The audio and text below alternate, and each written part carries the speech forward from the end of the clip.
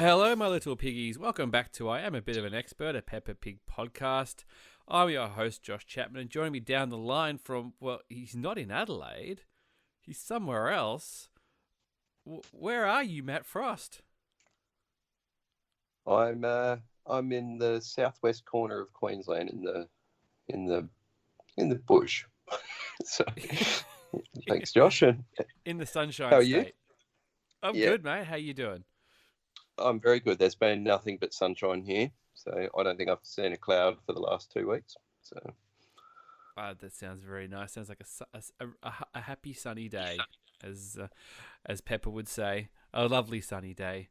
Um, Now, this is a little bit of a different episode. We're not going to review, and given that you're away, we couldn't really do our traditional episode as we normally would do. But we thought it was a good opportunity because someone dropped an album, as the kids would say. dropped a banger. Someone dropped a banger. So Peppa Pig dropped an album about a week and a bit ago. And it was really weird because I follow Peppa on the socials, and every now and I check in on the hashtags and just to see what people are talking about. And sometimes, if a celebrity or someone quite big tweets about Peppa, we try to chuck in our 2 cents and ride the wave and all that kind of thing. And then the sort of the end of last week, I was checking something, and all of a sudden it was just Peppa. Peppa was all over social media. And it turned out that she had dropped this album the same time as Iggy Azalea. You familiar with Iggy Azalea? I Matt? do. I do. My teenage piggy was into Iggy Azalea for a brief, ill-advised moment. So So for a fleeting moment there, it was all about Iggy Azalea at your house till she moved on to the next thing. yeah, it wasn't a very long period. It certainly wasn't to my taste. So, Well, so what happened was that basically the Peppa Pig turned out the Peppa Pig album came out the same day as Iggy Azalea's new album, and Iggy caught wind of it and basically sort of tweeted a little, a funny little tweet about, "Oh no, I'm up against the Queen." And then the Peppa Pig social media people got involved, and then there was a little bit of back and forth going on, and then all of a sudden, all these Peppa like fan accounts started popping up, and all this sort of groundswell. Peppa started trending worldwide, and I don't know, it didn't seem to help out our numbers, but no, well, we're our Peppa listeners. Our listeners are hardcore Peppa fans. They don't swell with the tides. yes, They are exactly. the I think tide. this is a bit of like, oh, what's trending? I better jump on, create my Peppa, Peppa fan 2581, and put some hot takes out there, ride the wave, and then on to the next thing. Bit like your daughter with Iggy Azalea, they're just fleetingly jumping on the Peppa bandwagon. So Whereas, is that? So we discussed this, Josh. Is that what you traced back this little Peppa songs back yeah, to? Was perhaps yeah, yeah. because Very, then very good detective work there, mate. yeah, I sort of traced the timeline back, and it was mostly born out of the Iggy Azalea stuff, and then there was a couple of other artists who jumped on it as well, and there was sort of the Gaga fans jumped on as well, and the Taylor Swift fans jumped on as well. So it was all this sort of, who's coming up against Peppa? Peppa's the queen sort of thing, and with her dropping her record and things. So, I'm sure that our little podcast popped up there once or twice in the mentions and things. But like you said, we're steadfast. We don't ride the waves. We don't sort of jump on the fads. We're just always on in the background, a bit like Peppa at people's houses, really. Yeah, we're the true believers, mate.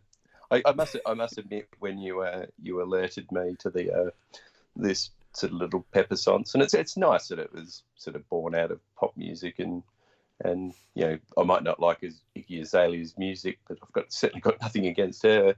So that's pretty nice. But I must admit, when I saw some of the edgier Pepper stuff come out, I got a little bit protective of our little pig. I did too, actually. I had a few sort of we had a few accounts start to follow us and stuff as well. So we did turn up, I think, because obviously we were kind of there a fair bit, and there was a few sort of strange Pepper accounts that started following us and things, and I was like, oh, I don't know whether I really want this kind of heat. I don't think I don't think Peppa would approve of it as well, really. But anyway, yeah, definitely. I mean, we're not one. You know, there was one thing that popped up that was quite good. That was one of our friends alerted us to. Our friend Turbo was somebody's doing Peppa Pig album covers where they're reinterpreting famous album covers as if Peppa did them. Now I can get behind that. That's quite clever. I think there's a lot of stuff on there that my is probably past a little bit new for me, but I thought it was quite lovely. So I'm all for that. I'm just not up for your edgy Pepper stuff, people. No.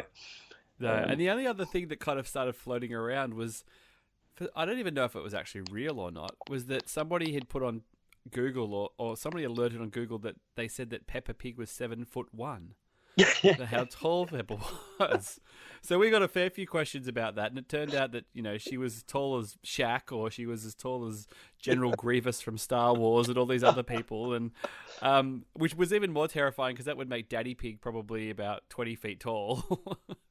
Well, I'm right on board this. I think I'd like to see a crossover movie where the land of the Peppers or something like that.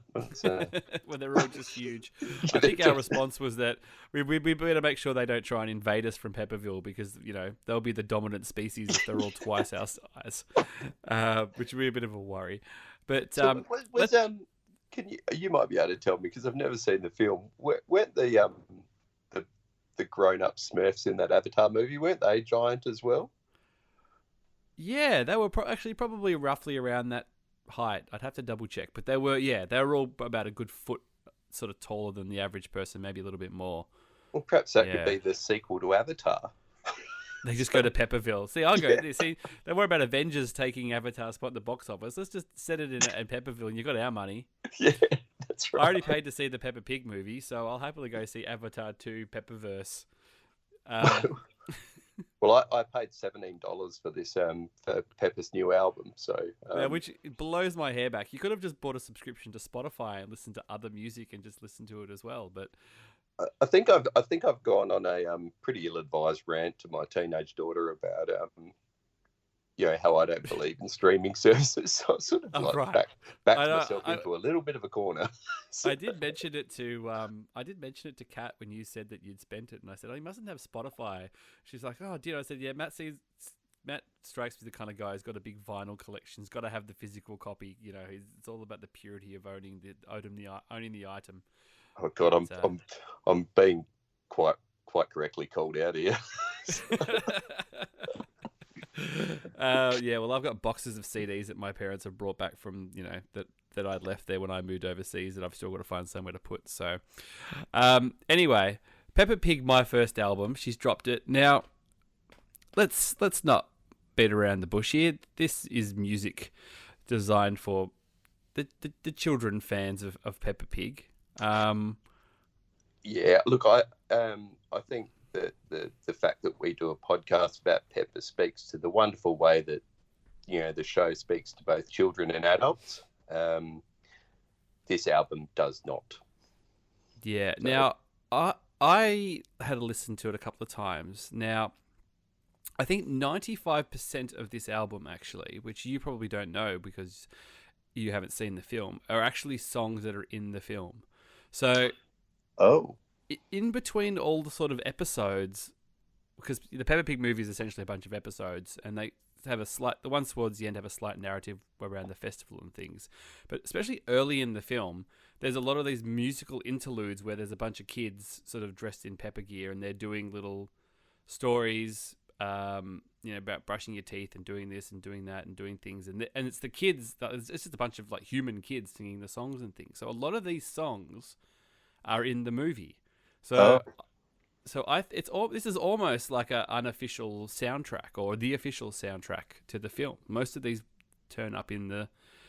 So definitely the the Miss Rabbit song and the Class of Madame Gazelle, all the festival stuff that's in there.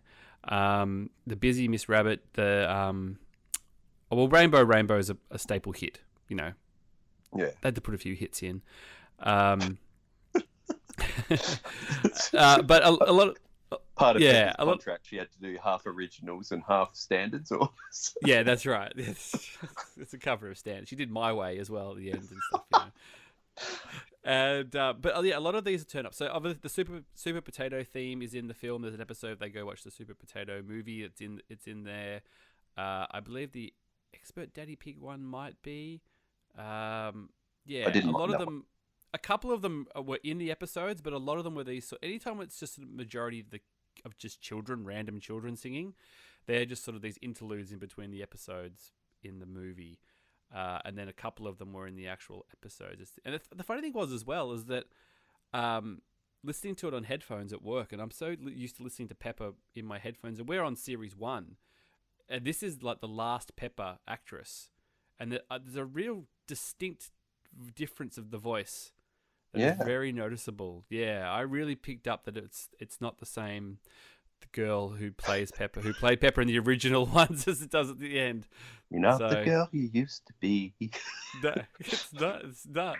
God, I could really have used some Crowded House after a while, after listening to some of this.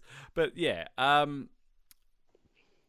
so there are some oversights here. I mean, big balloon ride. That's a Peppa standard, obviously.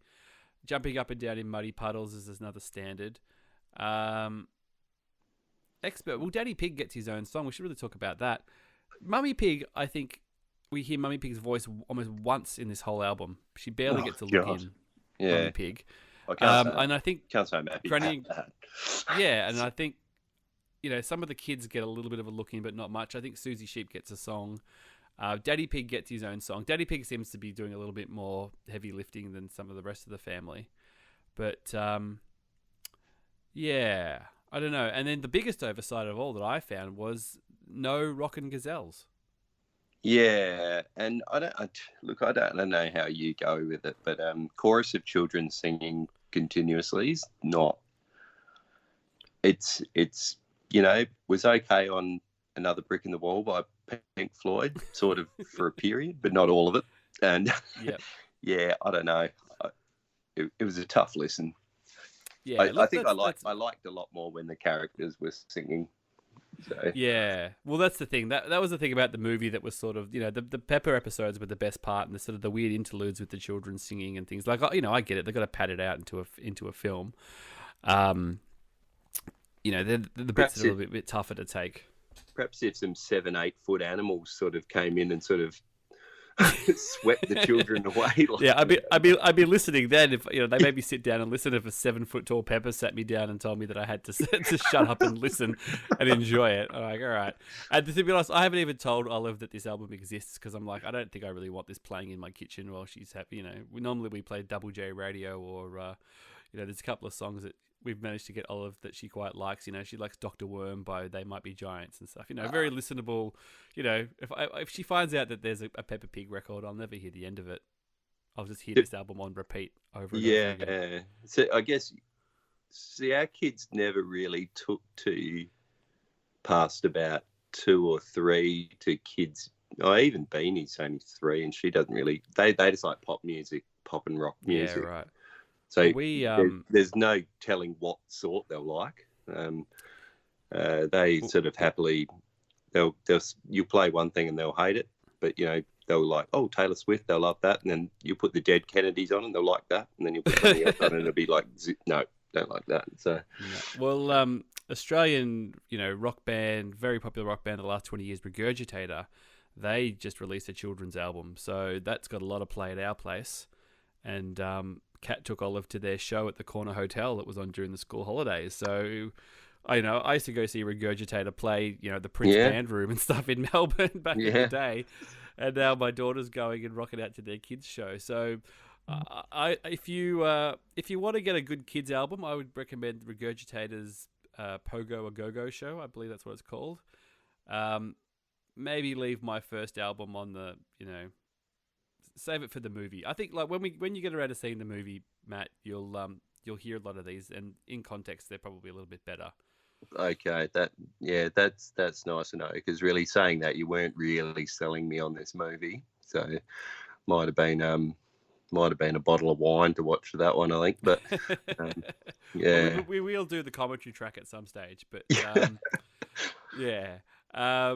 So I mean, we like I said, this is a bit of a special episode that we put together just because Matt's off site at the moment; he's away. So we'll be resuming normal scheduled programming next week, hopefully. But we wanted to make sure we had a little something for people who follow and have been asking where the episodes are, which is nice. If people ask where they are, that means you're listening. But any closing thoughts on my first album here, Matt, before we send it, before we close the vinyl and put it back in the shrink wrap and put it back on the shelf on pink vinyl?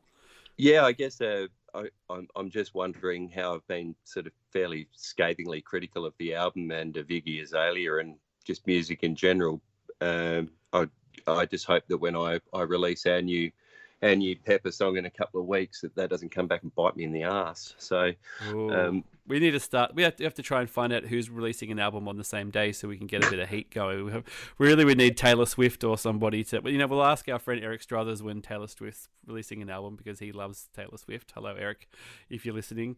And then we'll try. We'll go up against the big guns and get a bit of heat. Yeah, well, I've set myself for the 50th episode that I'll have a new track. So.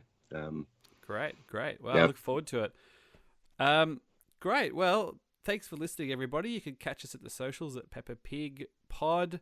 We'll be back, like I said, next time with our traditional review episodes and things. And I'm just trying to remember. I think it's Chloe's Puppet Show is still waiting in the wings to be watched. And so thanks a lot, mate. Enjoy the rest of your time up north. Yeah, I'm back home tomorrow to my little piggies, so that I'm very much looking forward to it. So. Great. And all right, mate, I'll see you soon. See you soon, and rock on, my little piggies. Yeah, we're playing a tune and we're singing a song with a bang and a bong and a bang. Bong, bang, boo, bing, bong, bing, bing, bong, bangly, bongly, boo.